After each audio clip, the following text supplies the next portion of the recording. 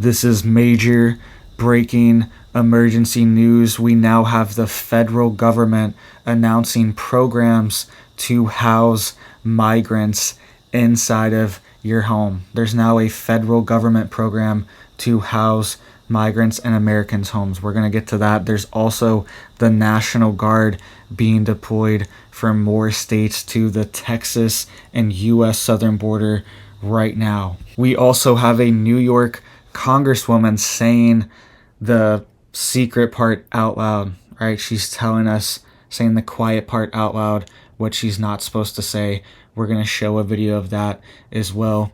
And we're going to get to the federal government also announcing that we are going to be housing migrants in Americans' homes. All right, so lots of big news going on tonight, and this situation continues. All right, let's get into this first breaking news that was just announced today. Right, more National Guard troops are now being deployed to the U.S. southern border. Right, this is on top of Florida just announcing a few days ago that they are sending troops to the border as well. Over 1,000 troops are being sent and police personnel. And now we have Alaska announcing that they are sending dozens of troops to the U.S. southern border, Mexico border, and they're also sending two National Guard helicopters to the U.S. southern border to help with surveillance. And we are also seeing crossings from Texas being diverted to Arizona and California right now, because there's a lot of attention on Texas, and a lot of National Guard troops have been deploying to Texas to help with the crackdown. All right, so the immigration is still happening, but it's now happening in different states. They are having surges in Texas, their San Diego section, and Arizona as well, their Lukeville port section as well. Right, we also have Washington State. We just found out that they diverted over $340 million in federal 2020 funds from that whole where there was a bunch of money going around. $340 million in federal funds has gone to illegal immigrants and migrants, right? Over $340 million.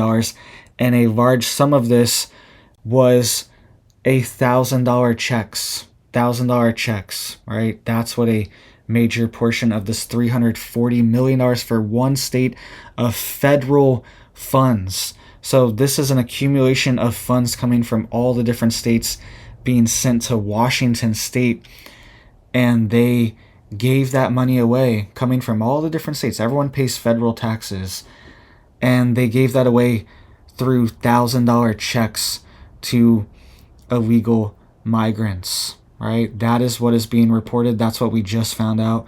And the numbers on that are insane, all right? That's like giving 340,000 people $1,000 checks. Wouldn't that just be better to give that to U.S. citizens that are struggling? I just don't understand. And this was probably a massive slush fund. There's multiple scenarios. It would have been better to give $1 million to 340 people in Washington. Just make 340 people a millionaire if you're going to just blow this money and give it away. But instead, it's gone, and it's been given to migrants, quote migrants. All right, that's what's happening in our country, and you can't make this up. We also have Texas is also doing very similar situations as well. They're having immense budgets for this migrant crisis. All right, Texas has spent more than $124 million to bus migrants to New York and other cities, Chicago, Denver, right? Over $124 million has been spent out of the Texas budget, Texas taxpayers, just to bus people around and fly people around. I was reported on how this one flight that only flew, it was like 150 people, cost $200,000 because they got this private charter jet and flew them to Chicago, I believe, right? This was a couple weeks ago I reported on. From Texas, right? They spent like $200,000 on a flight to fly 100 people, 150 people to Illinois, and then another flight was like $150,000, $170,000 for a similar scenario as well. And this is being done on purpose, and we even have members of Congress coming out and admitting and saying the quiet part out loud that this is being allowed to happen for political reasons. You can listen here. This is what she said during an interview just a few days ago. And from Brooklyn, New York, we have a diaspora that can absorb a significant number of these migrants. And when I hear colleagues talk about, the doors of the inn being closed, no room in the inn, I'm saying, I need more people in my district, but just for redistricting purposes. And those members could clearly fit here. Okay, so you heard that there. That was Yvette Clarke, New York Congresswoman in the House of Representatives in the federal House. And she said, quote, "I need more people in my district just for redistricting purposes." All right. So they're telling us what's really going on. Right? They're telling us that this is part of the plan to change the outlook of the House of Representatives, because if there's more people there, then they will get more representatives and more votes in Congress during the census data and during the delegations, right? So this is what's happening. This is a planned project. That's why we are seeing it allowed to swarm these blue cities, okay? Because it's about census as well. It's about getting more members of Congress and more votes in Congress. And a lot of these counties and states do issue IDs, they issue driver's licenses, and they actually do issue local voting rights and state voting rights. And potentially there could be some overlap in federal voting as well, right? I'm not saying there is, but we are allowing a lot of cracks to happen, right? We're creating a lot of cracks for people to fall through or for names to be used for nefarious purposes, right? And they're even admitting that they're doing it for redistricting, and we could potentially see it for voting as well, right? So let's get into this news from the federal government. This is coming out of the White House and the State Department. They are now announcing this program called the Welcome Corps, right? It's called the Welcome Corps. That's what this program is called. And it is a federal government program to have private sponsorship of, quote, refugees inside the United States from American citizens. All right, that's what they're launching. Remember how we've been talking about these different cities and these different states, right? New York City was talking about this, how we might have to start housing migrants inside of people's private homes, right? We had the Boston or the Massachusetts governor come out and announce a very similar program, and then we had a councilman outside of Illinois. He also announced a similar program for a sign-up sheet for people to house migrants in their home, right? So now there is a federal government program for this as well, right? The federal government announced this program called the Welcome Corps. It says launch of the Welcome Corps, private sponsorship of refugees, right? And this was announced by U.S. Secretary of State Anthony Blinken, and he called it, quote, the boldest innovation in refugee resettlement in 4 decades. All right, so this is a very big program, and they're going to ramp it up. And this is what they said for the first year they're going to do, and this is going to ramp up in continuous years if they are still in control of the State Department.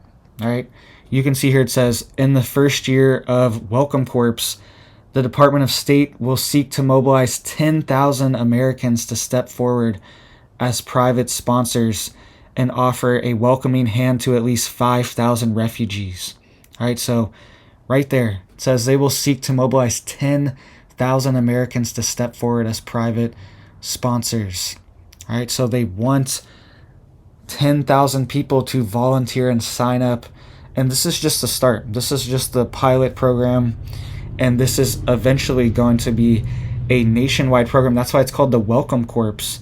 This isn't going away. This is an entire new branch and program being set up by the federal government. And eventually this will be a major grant program as well, where you will get paid from the federal government to house these migrants, these quote migrants and quote refugees. All right, that is what is coming next. And they're saying that 10,000 Americans need to sign up for the first year. They also said private sponsors will be responsible for independently raising funds and directly providing essential assistance for refugees in their first 90 days in their new community.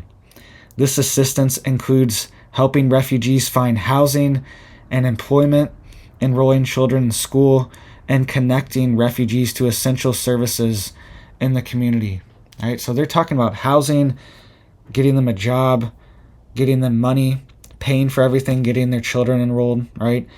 And there are some people that really need this help, right? There are some people that actually are trying to legally come over here, right? But there are also 98% of people that are exploiting this system right now and making it unusable for everyone else. And this system is going to be exploited as well, potentially.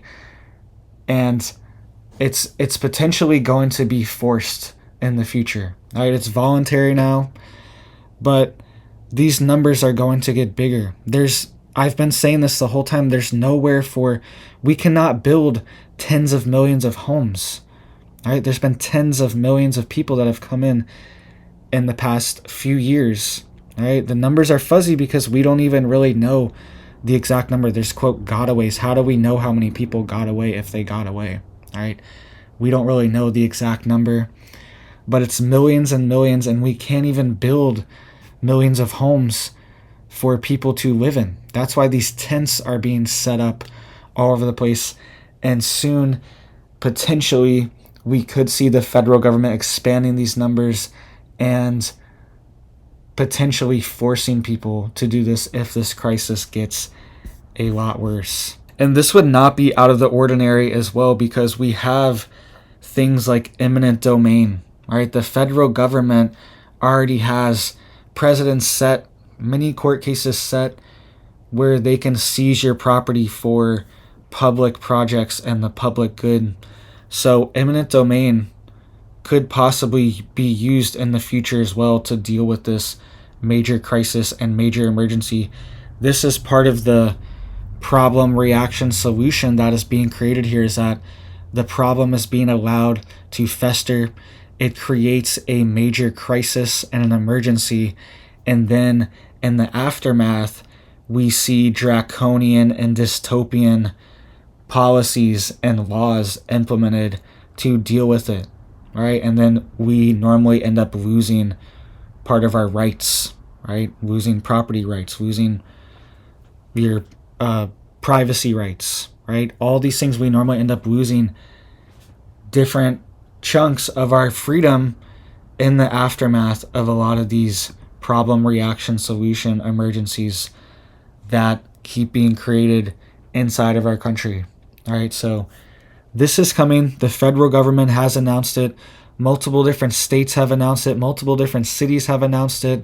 And it's only a matter of time before it's coming to your city. All right, I think there are 11 states that are declared sanctuary states, and there are dozens and dozens, maybe even hundreds of sanctuary cities and counties throughout the country as well. And they could implement these very similar policies soon. This could be part of the reason why they aren't backing down, is because they're getting prepared to potentially implement these policies, right? We also have major World War III news bubbling up in the background, right? We've been warned of conscription in multiple different countries around the world.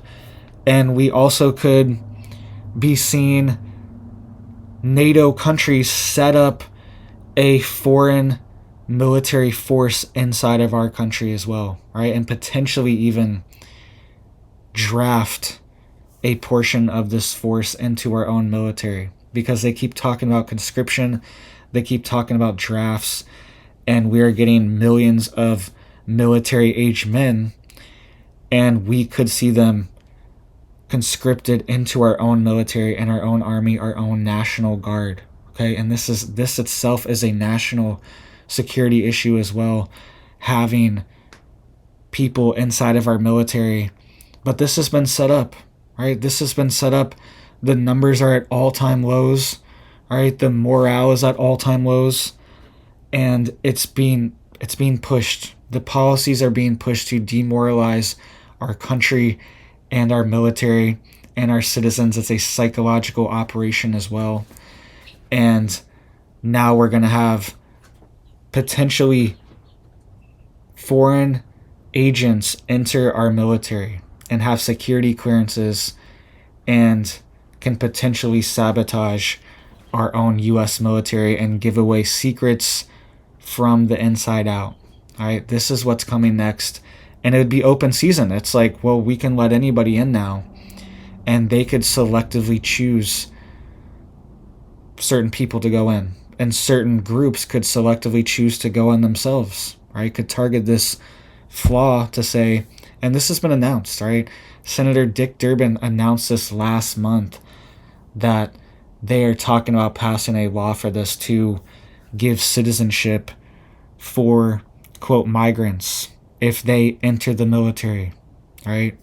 So this is part of the plan, and it's a national security risk. We could see foreign countries target this flaw and this opening to join our military intentionally to get access to data and secrets that wouldn't normally be accessible unless you have to go through more channels. All right, there could be direct channels being set up very easily this way, and there could even be picking and choosing of who is allowed in. And we need our U.S. military right now guarding the border as well, right? We need our U.S. military guarding the border and protecting our border.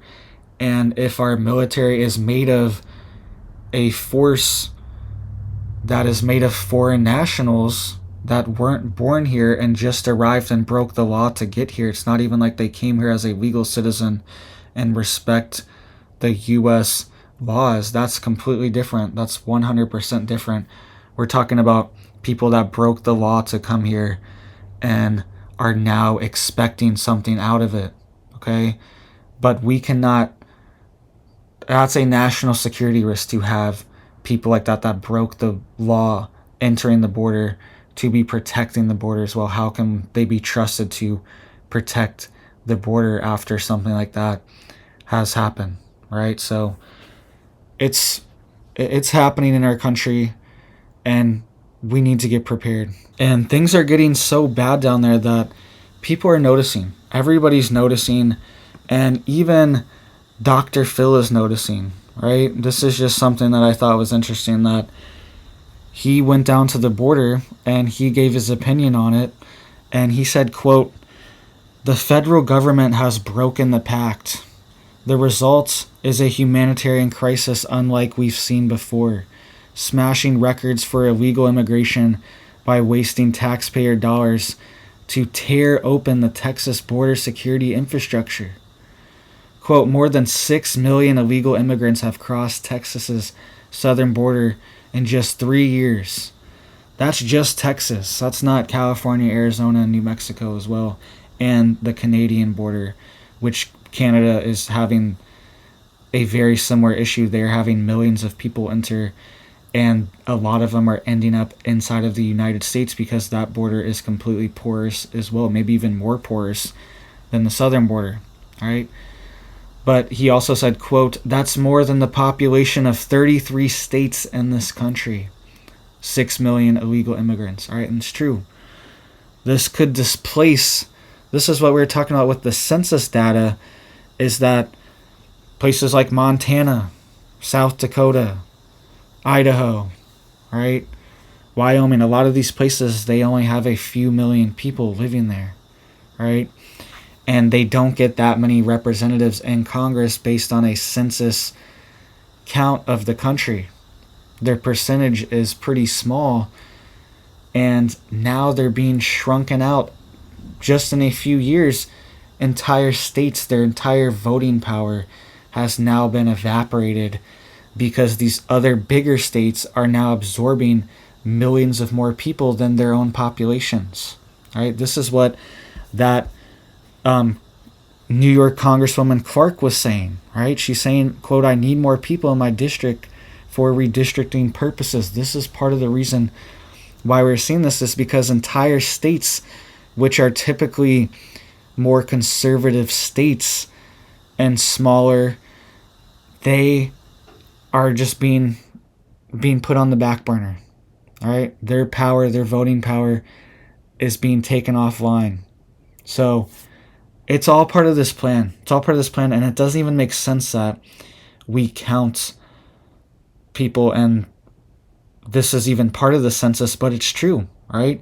Illegal immigrants are included in the census data, and for the total amount of people that are in a state and in a district, they count them all, and they're given voting power in the U.S. House of Congress based on illegal immigrants. This is insane. This is insane. And this is a political operation, and it's also a psychological, it's also a military operation. There are foreign military governments that are exploiting this open border situation right now, and there's also these groups that operate exclusively on the border, moving these substances across, right? And they're moving humans. It's all just, it needs to stop. Needs to stop. So please hit it up for me down there to help get this video out. Hit that subscribe and hit that bell. Click all if you want to get notified. I'm posting videos every single day, and you'll get notified right to your phone, and you'll be able to see a baby chick every single day, right? I appreciate that, and I'll be keeping you guys updated on this news, on the situation. It's developing every single day, and this is why we need to be getting prepped, need to be getting ready, need to be getting our pantries stocked up, all right, need to be getting our homesteads, our farms going. We just moved on to our homestead, and we're getting it going. We're going full steam ahead for 2024 because big things are coming, and we need to be ready, all right? So thank you guys so much. I hope you have big blessings for your life and your family, and I hope you have a big old blessed day.